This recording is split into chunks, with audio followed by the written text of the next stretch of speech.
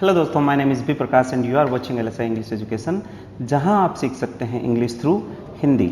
आज के लेसन में हम बात करेंगे इडियम्स के बारे में। दोस्तों, सबसे पहले मैं आपको ये बता देता हूं कि इडियम्स का यूज़ लैंग्वेज में होता क्यों है। दोस्तों, इडियम्स का यूज़ लैंग्वेज को इंटरेस्टिंग बनाने के लिए किया जाता है। अगर आप लैंग्वेज में बीच बीच में इडियम्स यानी मुहावरों का यूज़ करते हैं तो सामने वाले व्यक्ति को लगता है कि आपको लैंग्वेज की बहुत ज़्यादा नॉलेज है, और अगर आपको इडियम्स आते हैं तो आप सामने वाले व्यक्ति को अपनी बात और भी अच्छी तरीके से समझा सकते हैं। तो इसी को ध्यान में रखते हुए हम आपके लिए लेके आए हैं पूरे 100 इडियम्स, जो कि एक पार्ट में पॉसिबल नहीं है। तो इस लेसन के सभी पार्ट आप देखिएगा, जिससे कि आप रोज बोले जाने वाले इंग्लिश के 100 इडियम्स को सीख सकें और उन्हें स्पोकन इंग्लिश में यूज़ कर सकें। तो चलिए स्टार्ट करते हैं। दोस्तों, हिंदी में जो मुहावरे होते हैं उन्हीं को हम इंग्लिश में इडियम्स बोलते हैं। जिस प्रकार मुहावरे लिखने में किस प्रकार लिखे जाते हैं और उनका अर्थ अलग ही होता है, उसी प्रकार इंग्लिश में भी जो मुहावरे होते हैं यानी जो इडियम्स होते हैं, उनको आप अगर राइटिंग में देखते हैं यानी अगर सेंटेंस देखते हैं तो आपको अलग ही लगेगा और उनका जो मीन होता है वो कुछ अलग ही होता है। तो आप अगर कोई इडियम पढ़ रहे हैं तो आप उसको समझें कि इसका मीन अलग भी हो सकता है। लेसन स्टार्ट करने से पहले मैं आपसे रिक्वेस्ट करता हूं कि अगर आपको वीडियो अच्छा लगे तो चैनल को सब्सक्राइब कर दीजिए और वीडियो को लाइक कर दीजिए, जिससे कि आगे आने वाले इसी प्रकार के और भी यूजफुल और इंटरेस्टिंग वीडियोस का आप लाभ ले सकें। ए ड्रोनिंग मैन कैचेज एट ए स्ट्रो, डूबते को तिनके का सहारा।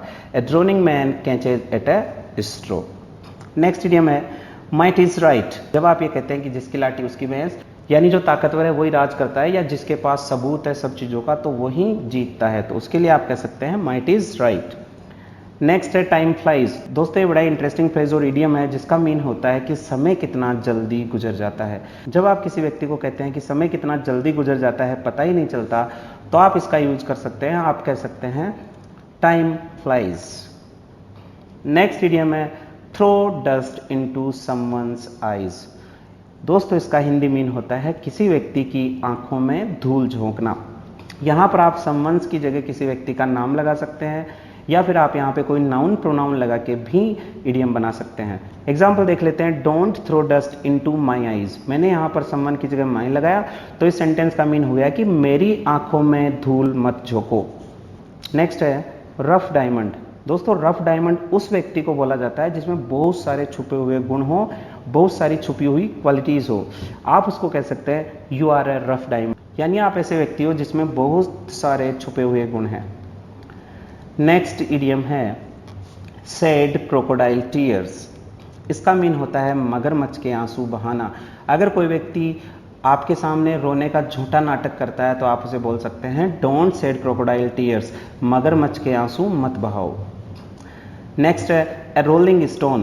दोस्तों, ये बड़ा इंटरेस्टिंग फ्रेज है, इंटरेस्टिंग इडियम है जिसका मीन होता है ऐसा व्यक्ति जो बार बार जॉब बदलता है, यानी 2 महीने किसी कंपनी में काम किया, 2 महीने कहाँ किया, 1 साल कहाँ किया, 1 साल कहाँ किया, ऐसे व्यक्ति को आप इंग्लिश में कहेंगे रोलिंग स्टोन। नेक्स्ट है काउच पोटैटो। दोस्तों, ऐसा व्यक्ति जो दिन भर टीवी देखता रहता है, यानी जिसको टीवी देखने का बड़ा शौक है और वो बड़ा ही आलसी व्यक्ति है, तो आप उसे कह सकते हैं काउच पोटैटो। आप कह सकते हैं my brother is a couch potato. मेरा भाई टीवी देखने का शौकीन है और बड़ा ही आलसी आदमी है, सारे दिन टीवी देखता रहता है। नेक्स्ट है it's 9 days wonder. It's 9 days wonder, 4 दिन की चांदनी। जब किसी व्यक्ति की खुशियां थोड़े दिन ठहरती है तो आप उसे कह सकते हैं ये तो 4 दिन की चांदनी है, या फिर आप कहेंगे ये तो 4 दिन की चांदनी थी। नेक्स्ट इडियम है those who live in glass houses should not throw stones at others. ऐसे व्यक्ति जो खुद कांच के घरों में रहते हैं उन्हें दूसरों के घरों के ऊपर पत्थर नहीं फेंकने चाहिए। ये तो दोस्तों इस इडियम का मीन हुआ। अब इसका एक्चुअल मीन होता है जिसमें खुद में कमियां हो वो लोग दूसरों की कमियां नहीं गिनाते, यानी जिस व्यक्ति में खुद में कमी हो उन्हें दूसरों की कमियां नहीं गिनानी चाहिए। दोस्तों, नेक्स्ट है कोट रेड हैंडेड। दोस्तों, इसका यूज न्यूज़पेपर में बहुत ज़्यादा होता है। कोट यहाँ पर जो है वो कैच की 3rd फॉर्म है। कोट रेड हैंडेड का मीन होता है रंगे हाथों पकड़े जाना। सेंटेंस देख लेते हैं, he was caught red handed, वो रंगे हाथों पकड़ा गया। नेक्स्ट है डांस टू द ट्यून। दोस्तों, इसका यूज तब किया जाता है जब आप किसी व्यक्ति से कहते हैं कि आप तो उसके इशारों पर नाचते हो, आप तो उसके इशारों पर नाचते हो। डांस टू द ट्यून का मीन होता है इशारों पर नाचना। एग्जाम्पल देख लेते हैं, he dances to the tune of his boss, वो अपने बॉस के इशारों पर नाचता है। नेक्स्ट है फॉर वंस एंड ऑल। पहली और आखिरी बार। फॉर वंस एंड ऑल, पहली और आखिरी बार। नेक्स्ट है बाय हुक और बाय क्रुक। बाय हुक और बाय क्रुक, दोस्तों जब आप किसी व्यक्ति से ऐसे कहते हैं कि मैं ये काम करके ही रहूँगा, या तो ऐसे या फिर वैसे, यानी या तो सही तरीके से या फिर गलत तरीके से मैं ये काम करके ही रहूँगा, तो आप कह सकते हैं बाय हुक और by crook. Do evil and look for like, कर बुरा तो हो बुरा, या जैसी करनी वैसी भरनी। Icing on the cake, icing on the cake, दोस्तों इस इडियम का हिंदी मीन होता है सोने पर सुहागा। नेक्स्ट है गुड माइंड गुड फाइंड, आप भले तो जग भला, या कह लें कि जो व्यक्ति खुद अच्छा है उसके लिए सभी अच्छे हैं।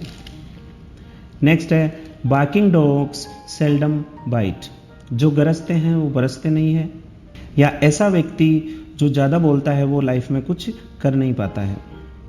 नेक्स्ट है avarice is root of all evils, लालच बुरी बला है।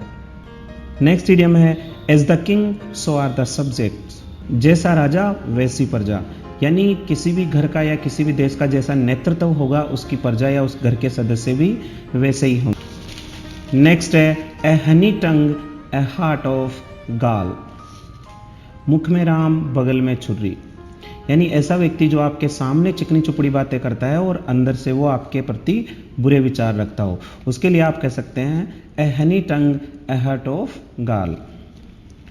नेक्स्ट है pure gold doesn't fear the flame, सांच को आंच नहीं, या फिर जो व्यक्ति सच्चा होता है उसे किसी बात से डरने की जरूरत नहीं होती है। नेक्स्ट इडियम है ग्रेट क्राई लिटिल वुल, दोस्तों इसका मीन होता है ऊंची दुकान फीके पकवान, या फिर नाम बड़े और दर्शन छोटे, यानी ऐसा व्यक्ति या जगह जो देखने में तो अच्छी है लेकिन असलियत में वो सामान्य है। नेक्स्ट है ए ड्रॉप इन द ओशियन, ऊंट के मुंह में जीरा, या जहां किसी चीज की ज्यादा जरूरत हो वहां बिल्कुल ही कम होना। नेक्स्ट है क्राइंग इन वाइल्डनेस, भैंस के आगे बीन बजाना, या फिर मूर्ख के आगे रोए अपने नैन खोए। इसका मीन होगा कि किसी मूर्ख व्यक्ति को अपनी बात समझाना। नेक्स्ट है डायमंड्स कट डायमंड्स, लोहा लोहे को काटता है, यानी कि शक्तिशाली व्यक्ति को सिर्फ शक्तिशाली व्यक्ति ही हरा सकता है। नेक्स्ट इडियम है वंस बिटन ट्वाइस साई, वंस बिटन ट्वाइस साई, दूध का जला छाछ को भी फूंक फूंक कर पीता है। दोस्तों इसको हम एक तरीके से और बोल सकते हैं, हम कह सकते हैं a burnt child dreads the fire, a burnt child dreads the fire, इसका मीन भी वही होता है दूध का जला छाछ को भी फूंक फूंक कर पीता है, यानी एक बार कोई व्यक्ति जब धोखा खा जाता है तो वो दोबारा संभल के चलता है।